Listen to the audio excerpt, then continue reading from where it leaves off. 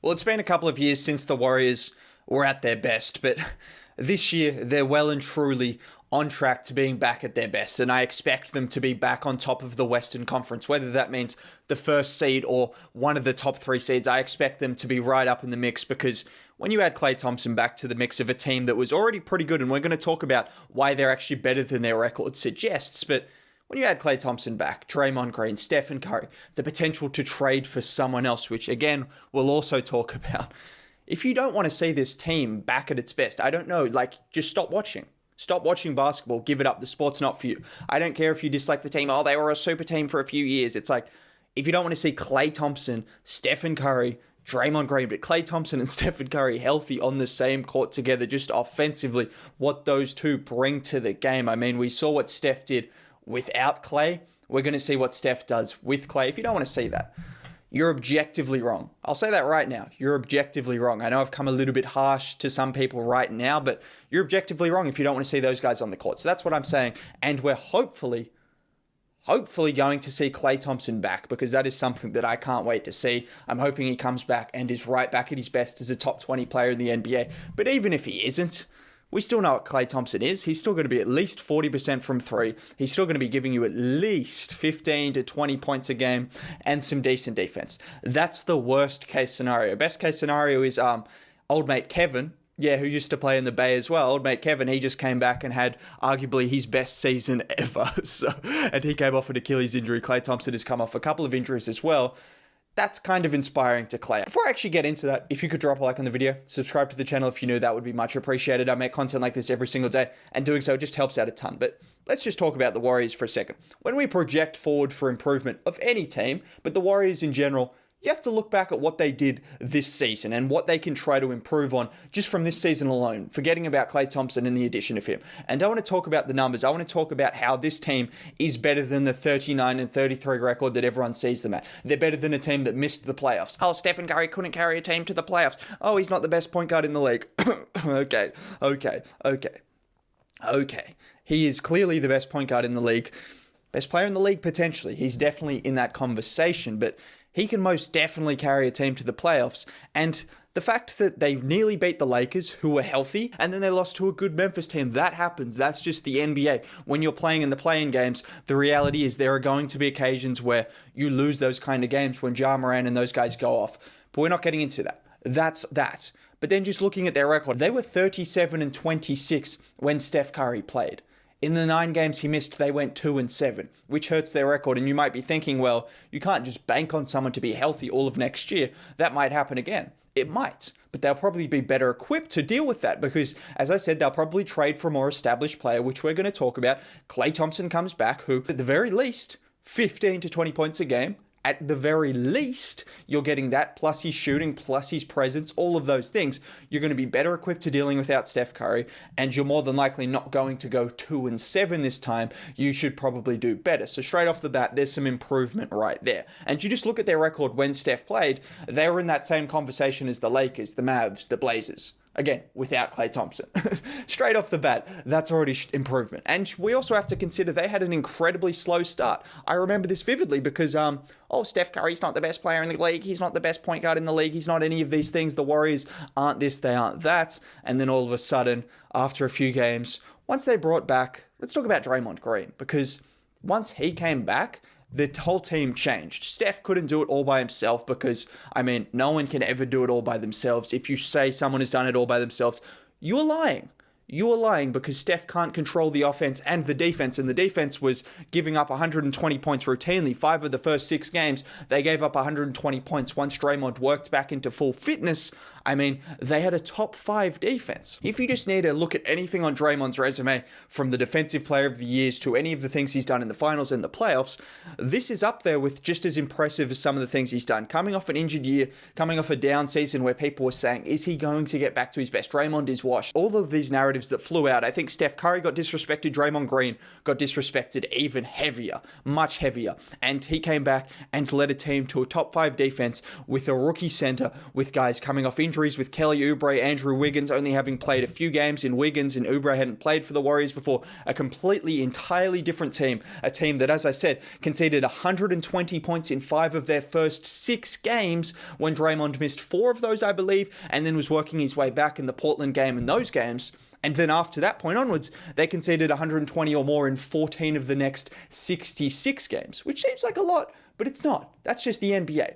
That's a drastic improvement. To be a top 5 defense when you don't have any other notable great defenders. Wiggins was good. These guys were good. Steph Curry improved, but Draymond is clearly the anchor and the reason this defense is a top 5-1. And that's just so impressive. And just looking at their offense, that was the reason they were actually not the team that they could have been, because they were the 20th ranked offense. Here's a funny stat. Here's a funny stat I'll just give you. You know how I said Steph missed on 9 games? Yeah, their offense goes from the 20th to the 13th ranked if you just exclude those 9 games. 9 games of a 72-game season, and their offense nearly jumps up 10 spots. They nearly jump into the top 10 from the bottom 10 just because of Steph. In those 9 games, they had an offensive rating of 104.8, which is only better than OKC and Orlando. OKC and Orlando. If you wanted to know his impact, that's his impact right there. That is his impact right there. That's not going to happen again next season because Klay Thompson comes back. And can I just touch on Steph one more second before we get into Klay and we get into the rumors and free agency, all these things where they can improve their team. The last 23 games of the regular season, from the start of April, Steph averaged 37, 6, and 5. 37, 6, and 5 on, okay efficiency, 49% from the field, 43% from 3, actually nearly 44%, and 90% from the line. I'm sorry, I should control myself, but I can't. What are those numbers? What are those numbers? He did this with, how much spacing did he have around him? Jordan Poole was his best shooter. I can't deal with this, man. I can't deal with it. That's not actual tears, but it's just hilarious. It's the... Those numbers, okay, I gotta stop laughing. Let's get more serious. Let's talk about Klay Thompson and the impact he can have, because their spacing was terrible this year. It was in the bottom tier. Like Steph Curry was only dealing with Jordan Poole and really not much else shooting. Now you bring in Klay Thompson, immediately their spacing goes from bottom tier to, at the very least, average, if not better than average. Draymond Green is reportedly shooting the ball really well, which, I mean, stuff like that comes out all the time, so how much you can actually take into it.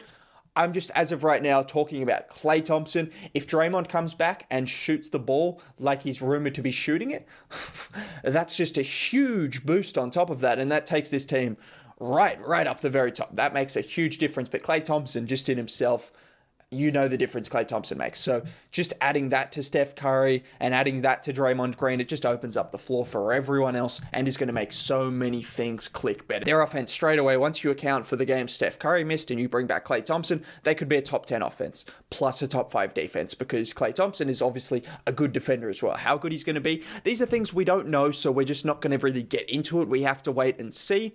But if we're going off everything we've seen from Klay Thompson in his career, he's a good defender. He's a great offensive player. He's a great player that they're going to bring back. We don't need to go into too much depth about that. But let's just talk about some trade rumors, because this is all without even discussing the fact they've got 2 draft picks this year. James Wiseman looks a little unlikely to be moved right now, which I don't disagree with, because he's someone whose value is really low right now, when you can probably up his value and then maybe trade him, or just up his value and then keep him and maybe he's going to be a part of the team. Steve Kerr made that correlation between him and DeAndre Ayton, which... how true that's going to be, we don't exactly know, but I think Wiseman had a rough year for a number of reasons. He was coming off only a couple of games in college. He had a slow start in terms of, I'm pretty sure he was in protocol. A lot of things went against him this year. It wasn't exactly an easy rookie year, and he still was productive. He was productive. Sometimes on the floor he looked lost, but at the same time he was productive, and I still have hope that he can be a good player. So I wouldn't be looking to trade him right when his value is low unless a team believes in him. But looking at what they can do with the 7th pick, the 14th pick, some future first-round picks that they still have a lot of, and then Andrew Wiggins' contract, which seems to just make all of the deals work better. So Wiggins will probably be on his way if they look to upgrade in terms of getting a star player, even though Wiggins made a jump defensively, and he looks like a player who can be a good role player. But if you got the chance to get a Bradley Beal, who they've been rumored to be after, Damian Lillard, you do that. you do that, and then you add in a few picks. You add in James Wiseman if you have to. You add in anything to get one of those guys, because that makes you championship favorites, probably just about around that mix at the very least. And then you have other guys that have been rumored, like the Pascal Siakams of the world, the Miles Turners. How much of an improvement do they have over what Wiggins brings to the team? I can see the reasoning for a Miles Turner, because obviously you need to solidify that center position. Kevon Looney opted into his player option, Wiseman, but you might want to upgrade that position and let Wiseman work underneath Miles Turner, or maybe you package him up in that kind of deal. I can see the reasoning for that. I do believe Siakam is a better player than Wiggins. Some people might disagree with it, but I think he's had a better season the last 2 years. He's still a good defender. He's still a good off-ball player. He's played in a championship level team. Warriors fans don't want to remember that, but he's a good player. I wouldn't mind getting in a Pascal Siakam either if it meant trading a 7th or 14th overall pick alongside Wiggins. I could see that working. Bradley Beal and Damian Lillard. I mean, if that happens, we make a video talking about that. So let's not get too into depth on that. But those are the kind of rumors that have come out. Any of those ranging from Dame to Siakam and Turner, they could really improve the team. And then through free agency, you've got guys that just the championship kind of mold guys. You've got the Paul Millsaps of the world, the PJ Tuckers.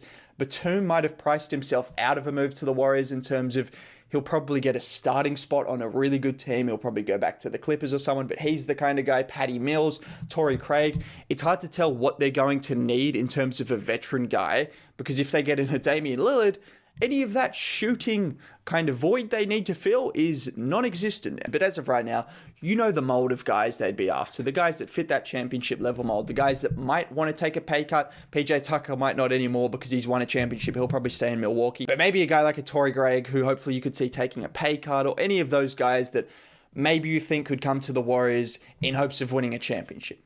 That's the kind of mold you're looking for. There's also some other names as well in free agency, which we might get into in another video. But as of right now, I just want to talk about how the Warriors are going to be well and truly good again next season. It's something some people don't want to hear. I don't really know why. There's nothing to really dislike about this team. Steph Curry, Klay Thompson, incredibly fun to watch, incredibly good. They're going to be incredibly good again, hopefully next season. I just hope Klay is healthy back on the court. And this team, for a number of reasons that I just mentioned, is not the team that they were last year. Adding Klay Thompson is one thing, but just in general, their record last year didn't reflect how good they were. Steph Curry is an alien. He's not from this planet, and I hope he's going to prove again that he is that dude, indeed. Also, shout out to Jordan Poole. I made a video on him, so I didn't really get into him right now, but he's a guy that I expect to make a jump as well. I think he's going to be a good player. He's going to be a key part of this rotation. Maybe the six-man kind of guy coming off the bench. Six man of the year, Smokey? Could be.